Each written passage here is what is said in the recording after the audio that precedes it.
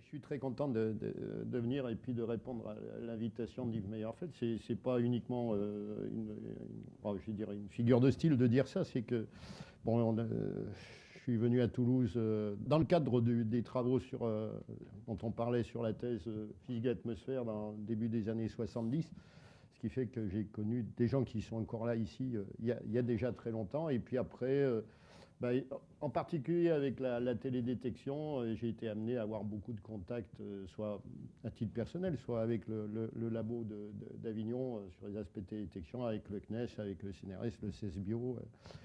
Connu un peu toute l'histoire du CESBio depuis le LERT, c'est peut-être même avant, je ne sais plus. Enfin voilà, bon, donc j'ai quand même beaucoup de connaissances dans la salle.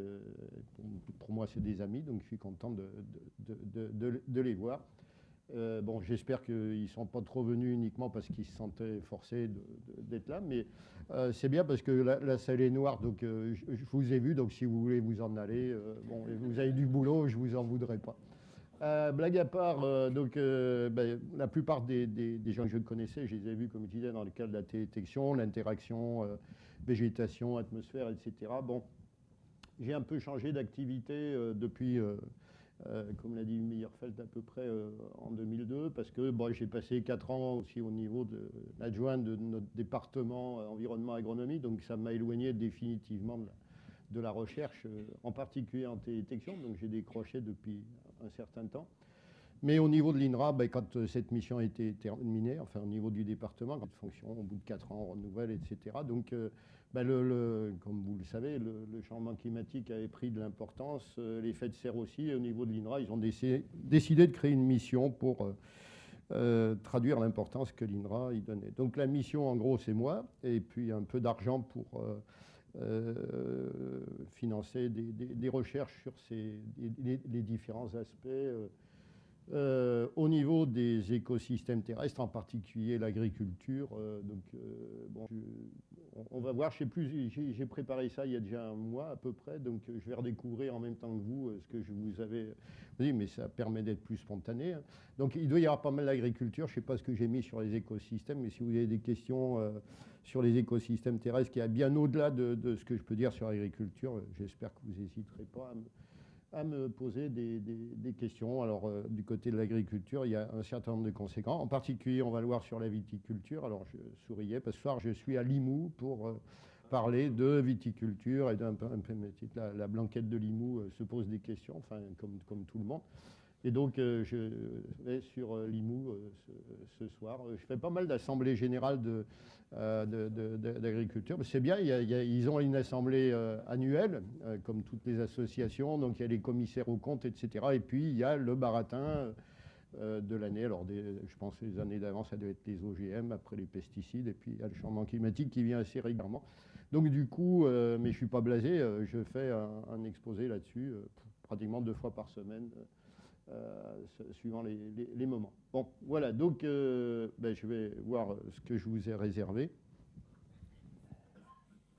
Alors, on va démarrer sur des choses que vous connaissez sans doute, mais bon, qu'on va reprendre, et qui sont en fait des données purement climatiques, qui sont d'ailleurs beaucoup plus, en tant que spécialistes, travaillées par les modélisateurs du climat. Donc, il y a des grandes équipes dans la région parisienne, mais il y a aussi des grandes équipes en France depuis le CNRM, enfin tous les gens qui sont là, et qui seraient plus qualifiés que moi pour détailler les choses. Mais à mon niveau, c'est de savoir ce que l'on peut constater. Donc, vous le savez, mais bon, ça permet de le constater, à la fois l'évolution des températures globales au niveau annuel, et qui, année après année, si ce n'est pas l'année la plus chaude, c'est la deuxième, la troisième. Je n'ai pas encore actualisé avec les données de 2007, donc je crois que restait à discuter si c'était la première ou la deuxième année la plus chaude. Bon, alors là, aussi une chose qui est évidente, c'est la perception qu'on a de ces températures. À chaque fois, si vous demandez à des Parisiens, ils vous diront l'année 2007 a été froide parce que le mois de juillet et le mois d'août ont été froids. Enfin, il n'y a pas qu'à Paris, mais une bonne partie de la France. C'est ce qu'on a gardé. On a complètement oublié que tout l'hiver, enfin, pas forcément, mais enfin, que relativiser le fait que tout l'automne, l'hiver ont été très chauds, très doux. On a été 3 ou 4 degrés au-dessus de la moyenne l'année passée. Et bon, au niveau de l'INRA, entre octobre et mars, tous les 2 jours, il y avait un journaliste qui nous demandait ce que ça allait avoir comme conséquence sur l'agriculture, etc. Donc je me rappelle bien. Puis après, tout ça est oublié, et puis on est passé à une période un peu froide. Bon, en même temps, l'aspect, je dirais, très variable, bien sûr, du climat, non seulement dans le temps, comme on vient de le voir, mais dans l'espace, en même temps qu'il faisait froid en Europe, enfin, en Europe de l'Ouest, il faisait très très chaud et très sec sur l'Europe de l'Est, donc la Roumanie, Bulgarie, etc., les incendies de forêt en Grèce. Donc tout ça fait que finalement, il faut arriver à s'abstraire de ce qui se passe localement et pour une période donnée, pour arriver à juger sur des données relativement agrégées au niveau du globe. Et là, depuis pas mal d'années maintenant, il y a des reconstitutions anciennes et puis des séries actuelles qui sont compilées soit par la NASA, soit par des groupes anglais de météo, qui permettent d'avoir l'évolution qui est donnée là et qui donc montre toujours en gros un début d'évolution dans les années 1860, mais surtout une évolution entre 1920 et 1940, une stagnation, sinon même une diminution jusqu'aux années 70, et une augmentation qui reste assez permanente depuis 1970 en gros. Alors, bon, les 12 dernières années, il y en avait 11 qui étaient parmi les plus chaudes dans le classement. Il n'y a que 1990 qui se rajoute à ce classement. Et par ailleurs, un autre élément important, c'est la constatation de la distribution spatiale de ce réchauffement. Donc ça, c'est quelque chose que vous pouvez voir sur le site de la NASA l'année passée. Ça ne doit pas être très différent cette année. De réchauffement très marqué, vous le savez, parce qu'on entend dans le nord, l'Alaska, le Groenland, etc. Et la figure de 2005 était exactement la même. Donc c'est une tendance lourde. Oui, tiens, on m'a passé un truc, ah oui. Et pour qui se continue. Alors, je vais continuer ça sur le constat qu'a fait le GIEC. Évidemment, les climatologistes du GIEC, comme dit, moi je me suis retrouvé dans le groupe, mais dans le groupe 2, sur les impacts, l'adaptation, etc. Et bon, en particulier sur le premier chapitre, qui était une nouveauté dans le cadre du GIEC, qui était de faire le bilan de tout ce qui avait été publié sur les évolutions, les impacts qui étaient déjà constatés. C'était une nouveauté parce qu'avant, c'était encore relativement dispersé, mais il commence à y avoir un certain nombre d'impacts. Et donc ça, c'était le boulot au sein du GIEC. Donc le rapport du GIEC est essentiellement le chapitre 1 et bon, le groupe 1. Et je m'excuse pour ceux qui connaissent par cœur ce genre de résultats. Mais donc c'est reprendre ce que vous avez vu sur le site de la NASA, mais de façon plus complète avec cette évolution et bon, en gros, cette période relativement, on dit que ça a démarré après 1860, mais enfin bon, c'est un petit peu difficile à préciser. Là, une augmentation qui a été relativement nette, une stagnation et une diminution, et puis cette augmentation qui tend à augmenter le rythme du réchauffement, toujours au niveau global. Alors voilà, pour confirmer ce que je disais. Au niveau de la répartition de cet réchauffement, évidemment, le réchauffement n'est pas, de même titre que le climat, n'est pas homogène partout. Le réchauffement ne sera pas homogène partout et il n'a pas été homogène partout. Et donc, c'est en gros toutes ces zones du Nord qui ont été les plus marquées par le réchauffement. Les zones polaires ne figurent pas là parce que je crois qu'il n'y a pas assez de données pour regarder l'évolution sur le siècle passé. Alors, la troposphère suit un peu le même chemin. C'est un détail, mais ça concerne un peu les gens qui travaillent avec la télédétection. Évidemment, ça, c'est des reconstitutions qui ont été faites avec des données satellitaires. Et il y a eu un débat il y a 5-6 ans où des gens ont publié des données en disant ouais, mais la troposphère a plutôt tendance à se refroidir. Bon.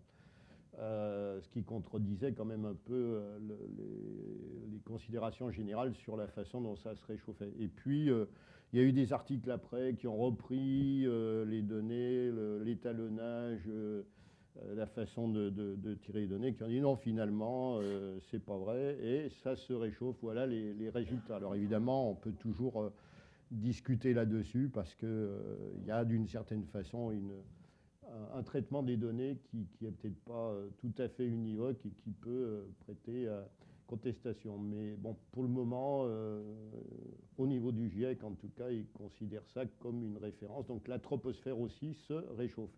Quant à l'océan, il se réchauffe aussi en suivant les tendances. On va voir après un petit peu les différences entre la Terre et la mer. Alors, j'y rajoute, là on en vient au niveau de certains écosystèmes, du moins même des écosystèmes physiques.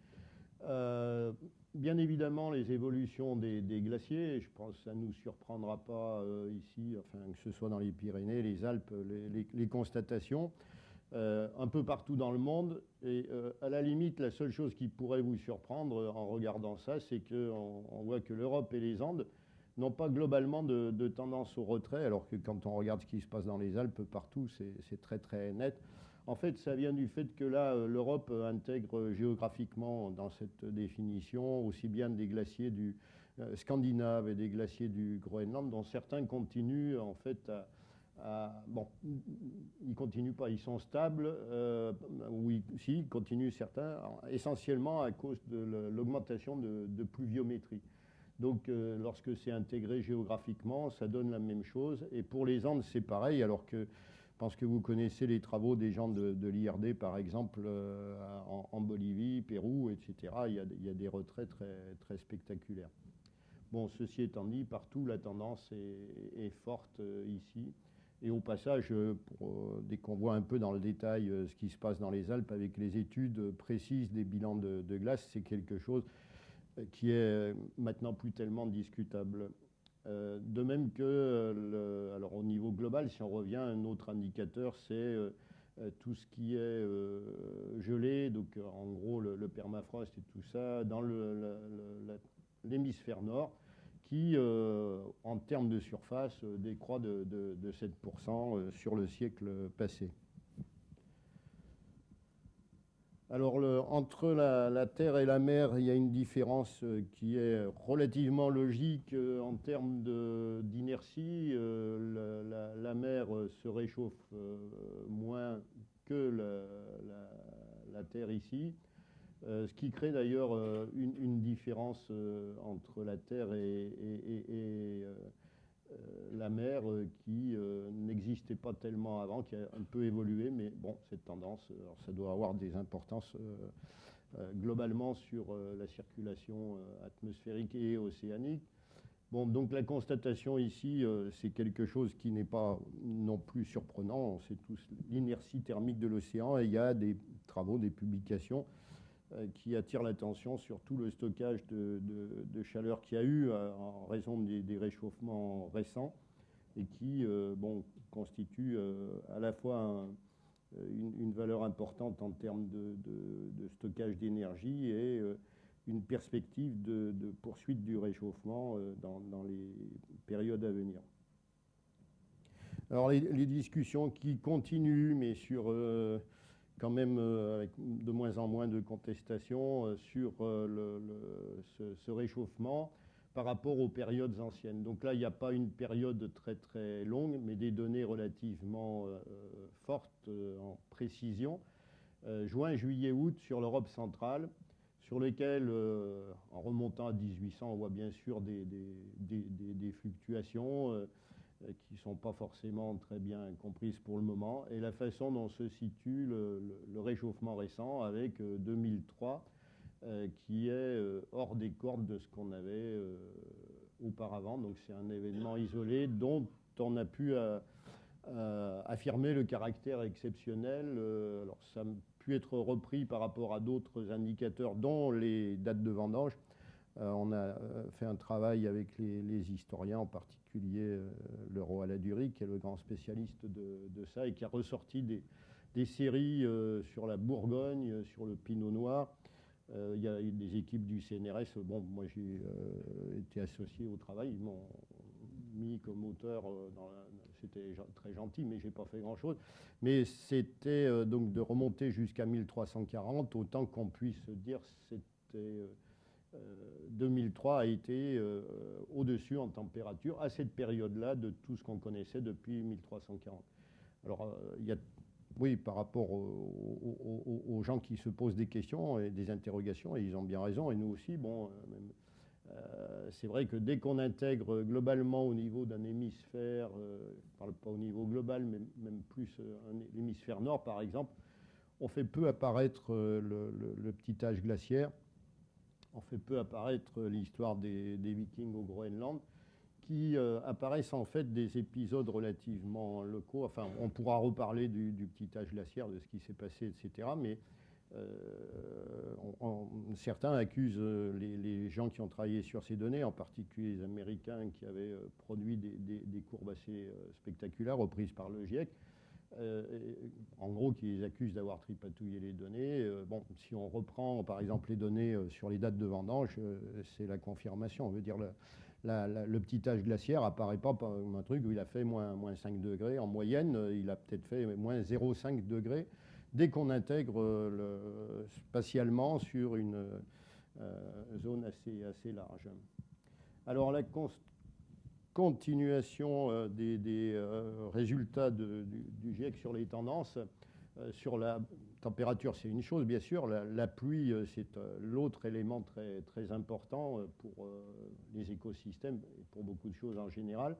Donc la tendance est plutôt un peu partout à une légère augmentation, sauf ici, les zones d'Afrique de l'Ouest, le bassin méditerranéen, l'Afrique du Sud, et l'Asie du Sud-Est. Bon, alors, sur l'Afrique, beaucoup de gens de chez vous connaissent très bien le problème des pluies au Sahel, etc. Donc, on peut en discuter à chaque fois, mais enfin, la tendance a plutôt été, ces 30-40 dernières années, quelles que soient les évolutions, à avoir une pluviométrie inférieure à celle du début du siècle, et c'est ce qu'on retrouve. Donc, la tendance est, d'un certain côté, un accroissement de la pluviométrie, et puis de l'autre, une diminution de la pluviométrie, qui crée des conditions de sécheresse dans des zones relativement importantes, et qui, globalement, alors ça, c'est pas évident à comprendre, parce que si on vous dit, finalement, sur les 2 tiers des continents, la pluie a augmenté, et puis sur un tiers, elle a diminué. Comment, lorsqu'on essaye de caractériser la sécheresse par l'indice de Palmer qui est là, pondéré sur l'ensemble du globe, finalement, cet indice de sécheresse augmente. C'est une fonction de la répartition temporelle des pluies, pas uniquement de la quantité. Et bon, ça, c'est une évolution qui est quand même relativement inquiétante pour une grande partie de zones dans le monde, où vous le voyez, la résultante de l'évolution du régime pluviométrique tend plutôt à augmenter la sécheresse. Voilà, c'est pas la peine que je le rajoute en anglais, c'est mieux quand c'est écrit. Donc, les conclusions du GIEC, qui ont été largement diffusées et reprises, c'était que dans le discours diplomatique, la façon de s'exprimer très policée, très discutée, etc., les changements observés, ils sont en accord avec les réponses attendues au forçage, et qu'ils ne sont pas en accord avec d'autres explications alternatives.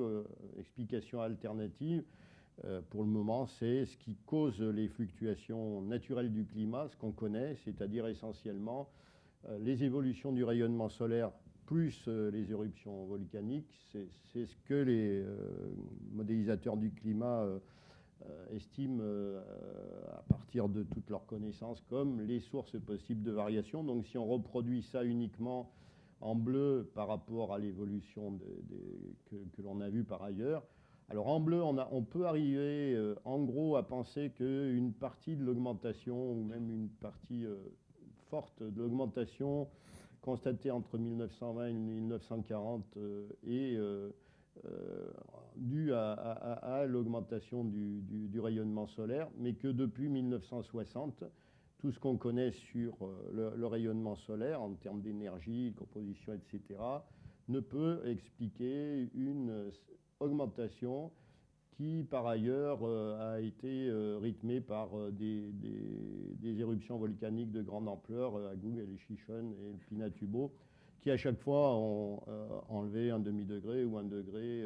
sur l'année qui suit. Donc l'argumentation du GIEC s'appuie là-dessus pour dire il n'y a que si on introduit l'évolution des gaz à effet de serre et le forçage radiatif que l'on arrive à expliquer cette évolution récente. Sauf à imaginer des raisons que l'on ne connaît pas. Bien sûr, ça c'est ce qui reste dans les discours des sceptiques sur la question. Alors ça c'est l'aspect constatation qui a pris le pas un petit peu maintenant sur l'aspect des projections, je dirais dans la sortie des travaux du GIEC. Les projections, bon, les travaux se précisent, il y a plus de choses, mais en gros, l'ordre de grandeur fondamental n'a pas vraiment changé. Si on reprend les premiers travaux là-dessus dans les années 70, l'ordre de grandeur donné au niveau global de réchauffement au cours du siècle, c'était 2, 3 degrés, 4 degrés. On est toujours dans les mêmes ordres de grandeur, avec bon, quand même une grande nouveauté qui a été rajoutée depuis 2001, en gros. C'est la prise en compte de trajectoires d'émissions, parce que dans les années 90, les travaux là-dessus, en gros, c'était qu'est-ce qui va se passer dans un monde à 2 fois CO2. On avait découvert que le CO2 augmentait et en gros, il allait doubler dans le courant du siècle. Donc la plupart des modèles disaient qu'est-ce qui va se passer dans un monde à 2 fois CO2, 3, 4 degrés, des cours, etc. Mais en même temps, derrière, bon, il y avait déjà des travaux, quelles conséquences ça va avoir sur les écosystèmes, etc. Mais je pense que quand on en discutait autour, on me disait, bon, ok, t'es anti, mais bon, ça va se passer. Bon, donc il n'y a rien à faire, c'est pour la fin du siècle, on verra bien. Et puis, d'ici là, peut-être qu'il se passera d'autres choses, mais en gros, bon, on ne peut rien y faire. Et, finalement, enfin, pour moi, je pense que le gros avantage du rapport du GIEC en 2001, mais bien sûr, le rapport, c'était que les travaux qui ont été faits juste avant, mais quand même à l'initiative du GIEC, ça a été de formaliser des hypothèses d'évolution des concentrations de gaz à effet de serre, et non pas une trajectoire unique, et du coup d'ouvrir la voie à tout ce que vous entendez, vous avez entendu sur les moyens de réduire les émissions de gaz à effet de serre ou pas, avec donc différents scénarios sur lesquels j'insisterai pas, mais famille 1, etc., enfin plus ou moins des émissions qui continuent au rythme actuel, ou si on arrive à peser sur ces émissions, et donc ouvrir la voie à une famille de scénarios où, en gros, on a l'impression qu'on va tourner un thermostat. Alors, les résultats du GIEC de 2001, ils sont repris là, vous les avez peut-être sans doute déjà vus. Si on fait intervenir à la fois les modèles, donc il y en avait 6 à l'époque, je crois, et les différents scénarios, on arrive à une gamme allant de 1,5 à 6 degrés. Je me rappelle, ça avait fait beaucoup ricaner les gens à l'époque qui regardaient un peu loin en disant bah, c'est de plus en plus précis. Avant c'était 3-4, maintenant c'est 1,5 à 6. Donc ça progresse pas beaucoup. Bon, alors qu'en fait, il y avait donc là-dedans à la fois l'incertitude scientifique sur les modèles, mais l'introduction de quelque chose qui n'est pas une incertitude scientifique, qui est qu'est-ce qui va se passer dans le futur par rapport à notre comportement. Et donc si on prend un modèle, je ne sais plus lequel c'était, mais tous les scénarios, évidemment l'émission de gaz à toute vapeur, etc., donnait un réchauffement important. Et au contraire, si on arrivait vraiment à réduire les émissions, donc par exemple le scénario B2, on arrivait à limiter les dégâts. Donc a commencé à arriver l'idée d'avoir des scénarios, des modulations du réchauffement en fonction de ce qu'on fait pour les émissions de gaz à effet de serre. Alors le GIEC de cette année a repris un petit peu les mêmes tendances. Bon, les résultats sont présentés de façon plus simple en gardant uniquement trois scénarios ici. Le jaune, c'est si on s'arrêtait d'émettre des gaz à effet de serre maintenant, donc c'est plutôt plus théorique. Et puis les scénarios, les modèles, au lieu d'en avoir 6, il y en a eu jusqu'à 23 suivant les exercices qui ont été faits, dont deux modèles français cette fois, celui du CNRM et celui de l'IPSL. Alors globalement, on retrouve des résultats qui ne sont pas très différents. Si on a un scénario qu'on peut appeler pessimiste A2, on a un réchauffement relativement important, mais vous voyez avec une gamme de 1 degré au niveau des incertitudes du scénario. Et donc, réduction d'émissions dans certaines hypothèses qui conduit à un réchauffement beaucoup plus faible. Alors c'est là-dessus que, en gros, se sont définies des lignes de conduite au niveau de l'Union européenne depuis quelques années. L'idée d'essayer de limiter la casse à 2 degrés et du coup d'avoir des trajectoires d'émissions qui